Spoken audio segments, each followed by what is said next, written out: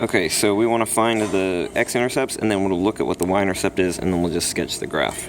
So remember that all of these factors are going to be an x-intercept. So we're going to have one at positive 3, one at negative 1, and one at negative 2. Because if you set each of these equal to 0, if you solve this one, you'll add 3. If you solve this one, you'll subtract 1, and you'll subtract 2 here.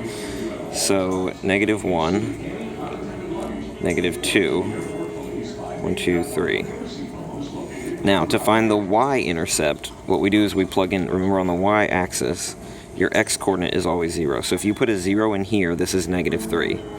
If you put a 0 in here, this is 1. And if you put a 0 in here, this is 2. And these are all multiplying together. So negative 3 times 1 times 2 gives me negative 6. So my y-intercept is right here at negative 6. So now I just want to sketch this graph. We have x times x times x, so this is going to be an x cubed graph. So that means my end behavior is going to be opposite. It's either going to be down, up, or up, down.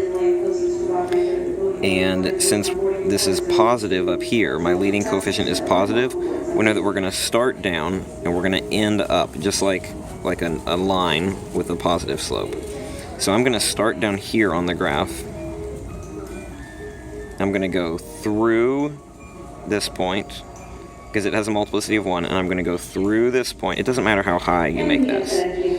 I'm going to go down and catch my y-intercept, and then I'm going to go back up through that point, because the multiplicities here were all 1. And that's it.